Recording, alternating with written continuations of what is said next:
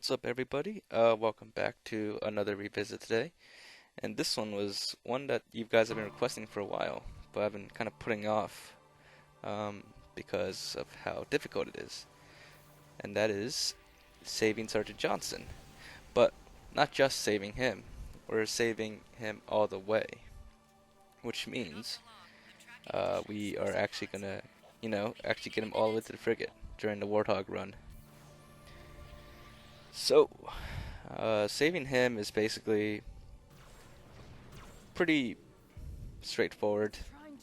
You just do the same thing as you always do before, which is when you get to this part after killing all the flood, before you enter the room, just stand right in front of the door, like right here, and then make sure you kill Johnson. Ironically, you gotta kill him to save him, and then run inside to the door to load a cutscene.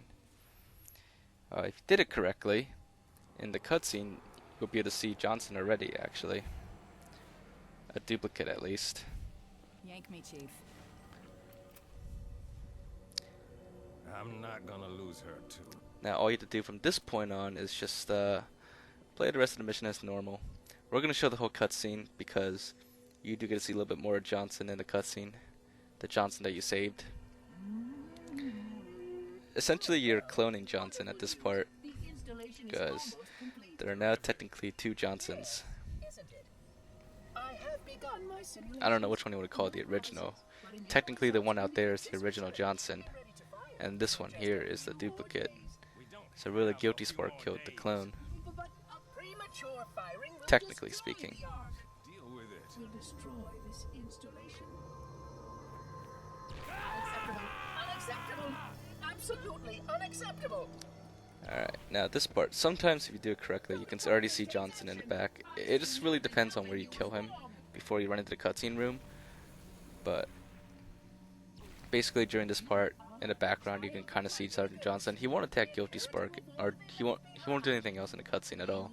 He'll just kind of stand there, or maybe even run around sometimes. But basically, you'll be able to see him that way. Now all you gotta do is just kill Guilty Spark here. Oh, and I should also mention, you want to do this on Legendary difficulty, and with at least one other person. The reason is, we have a new method to save Johnson. Well, not just save him, but push him all the way to the Warthog.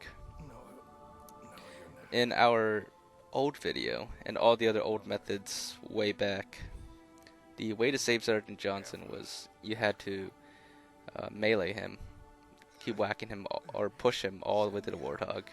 And there was some complications with that, which I'll explain in a little bit. But here in the cutscene, you'll see a little bit more of Johnson soon.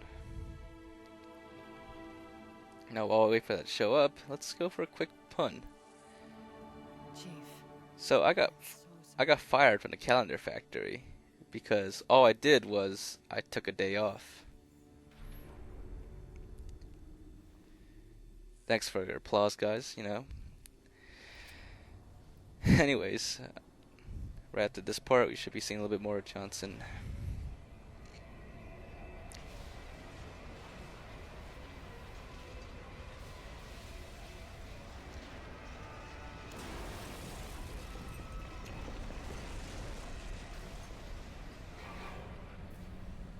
Alright. Now, normally, if you did the whole thing correctly, you'll be able to hear Johnson as the cutscene ends. Now, once you spawn here, you want to shoot all the flood to protect Johnson, because Johnson is no longer invincible to flood infections. If you're not careful, all the flood infection forms will actually infect him and turn him into a flood, and you can't save him anymore at that point, and you'd have to revert. So as soon as you're done there, basically just shoot Johnson. The next step is, since we're on Legendary, you want to go grab the ghosts up ahead. And the ghosts only spawn on Legendary, and they only spawn if you start from mission start. I mean, you have to start from mission start to save Johnson anyways, so that doesn't matter. But you just have to do this on Legendary. And the ghosts will be right here under the staircase. Now, we're about to get to the tedious part of this. Bring the ghost back to Johnson. And at least one ghost will do. Find. And then park the ghost next to Johnson. And then from here, you want to keep killing Johnson until he starts to betray you. Now, while he's an enemy, he will finally get into the ghost. So that's all you want to do here is just to get Johnson the ghost. And do that, you can either keep shooting him or just splatter him. Either way works. See that doorway further on? Get to it. You probably have to splatter him a couple times. And you have to go fast enough to be able to splatter him. He can actually take quite a lot of damage.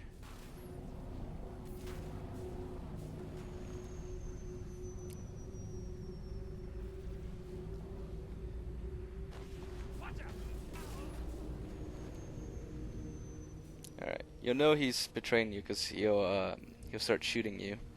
Now, once he gets in the ghost, you want to try to get away as fast as possible. Otherwise, he's like instant kill with his shots. But that's why we have multiple people, so they can respawn you. From this point on, you're probably going to wait like a couple minutes for him to be your ally again. And you can keep testing this by like kind of peeking out to see if he shoots at you. But just be careful because a couple shots is all it takes from him to kill you.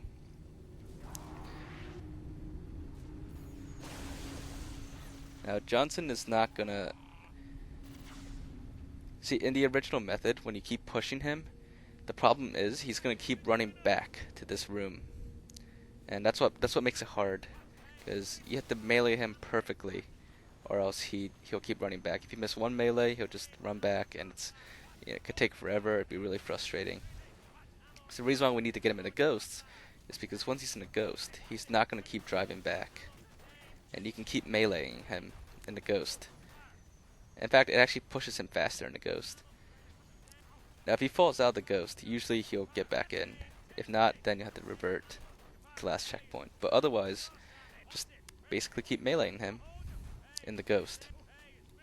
Now you may be thinking, won't that blow up the ghost eventually? And the answer is no. In fact, part of what I like about Halo 3 is that vehicles are indestructible as long as the driver is still alive. So, no matter how much damage you do to the vehicle, it will never explode until you kill the driver. And because Johnson is invincible, his ghost is indestructible essentially. So that's why you can keep meleeing it. I do kind of find it funny that, see, as you melee Johnson, a lot of blood comes out of him, and at this point, he's already lost like gallons and gallons and gallons of blood, and he's still like perfectly healthy. But yeah, just keep meleeing him all the way to the next room. It will take a little bit, but this method is much faster than the old method, and much more reliable. Because you don't have to worry about Johnson running back and starting all over. Now you can have one person go ahead and clear all the enemies, because that'll make it a lot easier, because we're on Legendary, and they won't attack you once they're dead. Just, if someone goes ahead, just be careful. Make sure they don't go too far ahead. By too far ahead, as in they cannot enter that hallway where the flood carriers are, because if they do, they will spawn you guys. They'll teleport you to that room, and then Johnson will be despawned out here. It is not safe to enter that room until Johnson is fully inside this building. So just make sure you push him all the way in first.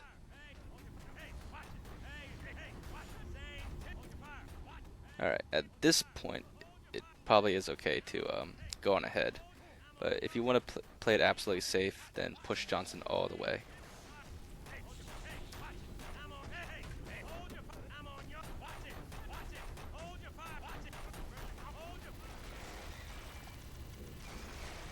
Another thing you should watch out for is that if Johnson sees an enemy, he will obviously try to attack it, and that might mess up like the path you're pushing him on, or he might get like stuck or something.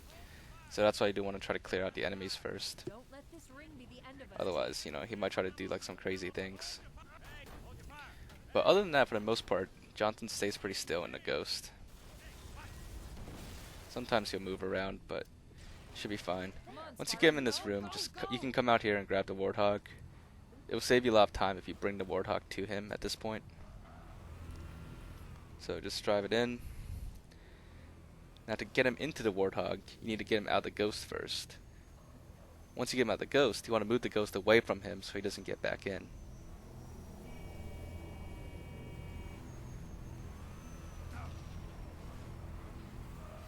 So just have other people drive it away, and then you can back your Warthog around him, and if you honk your horn, he might get in. It might take a little bit. He kind of just stands there sometimes or runs around, but eventually he'll get in. If he gets into the passenger seat, just simply get him out and then get someone else into the passenger seat, and then Johnson should get into the gunner seat. And there we go. He is now on the Warthog on the turret. And you can now continue on with the rest of the mission.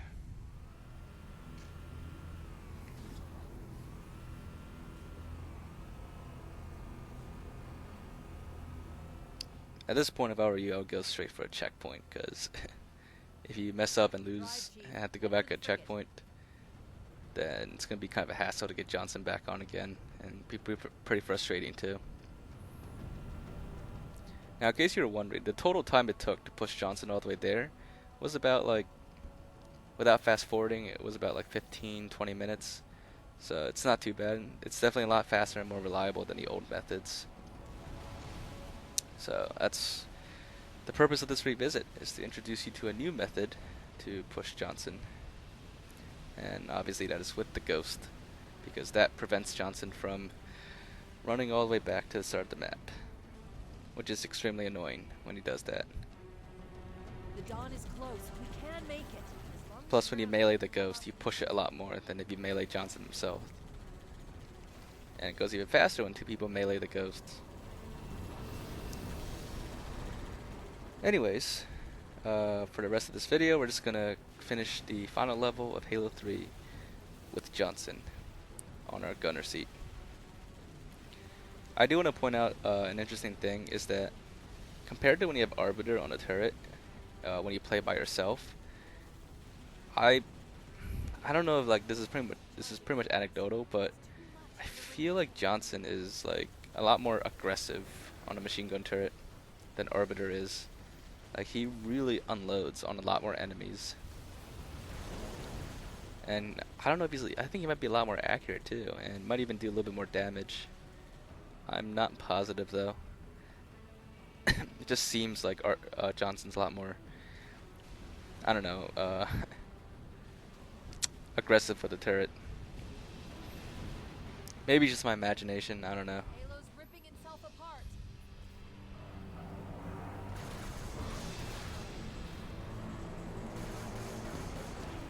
So, what do you call the security outside of a Samsung store? Guardians of the Galaxy. Hurry, Chief. Get it? Did you get that one?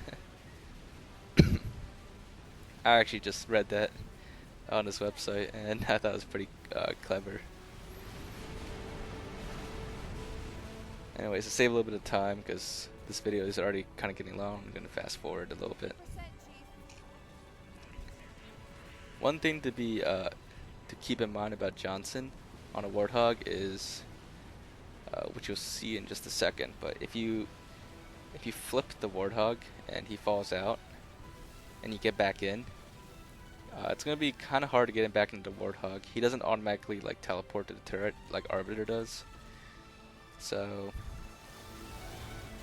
pretty much in most cases, if you fall out, then you're better off just reverting, because getting Johnson back on is probably going to take too much time. And on Legendary, you don't have as much time here. The floor is going to start falling pretty quickly. 70%. So, on with the rest of the Warthog run.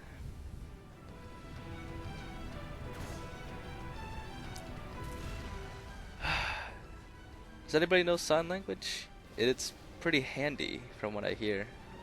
Percent charged. Yes, that's another pun. And that'll be the last pun for this video, I promise. I can't give you guys all my puns in one video. Gotta save them for future videos.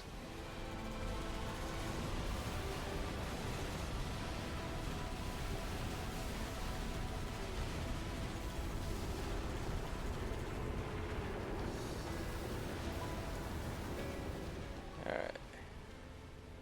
This is a little quick tip on Legendary. I suggest you take this path instead of the regular path, because you can actually avoid a lot of enemy fire along this path. But, you know, that's not important. It's just my personal preference. 90% firing sequence initiated. Another thing about Johnson, actually Arbiter does the same thing too, but Johnson will do this. If you drive near the secret grunt on this level, on this part, Johnson will also shoot the grunt, like he's about to do here.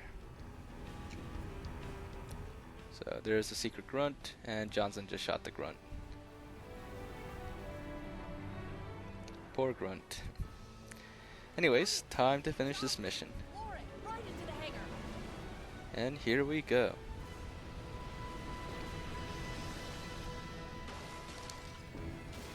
Unfortunately, in the cutscene, as far as I can tell, Johnson just disappears. However, you do get the feeling knowing that you actually managed to save Sergeant Johnson all the way to the frigate. You just unfortunately cannot bring him home with you. Sorry. Hang on. Originally, when I first did this, I was kind of hoping like he'd be stuck on a turret or something, and he'd still be in a cutscene. And it would have been like hilarious if he was still on a turret here, and when the Warthog flies out, like he's still on the turret, and he like just flies into space on the Warthog turret. But unfortunately, that is not the case. He just deloads in the cutscene. But yeah, that basically is this whole glitch to save Sergeant Johnson all the way. Most people already know how to save him, but most people have not saved him all the way. And people who have tried with the old method have told me that it's like too hard to do it. But now this new method, anybody should be able to do a lot easier now. Just gotta make sure you do it on Legendary and with at least one friend. So yeah, I hope you guys enjoyed this, and if you did, remember to drop a like, leave your thoughts in the comments, and please subscribe if you haven't already, because we've got a lot more cool videos coming up soon. So stay tuned, and we'll see you guys next time.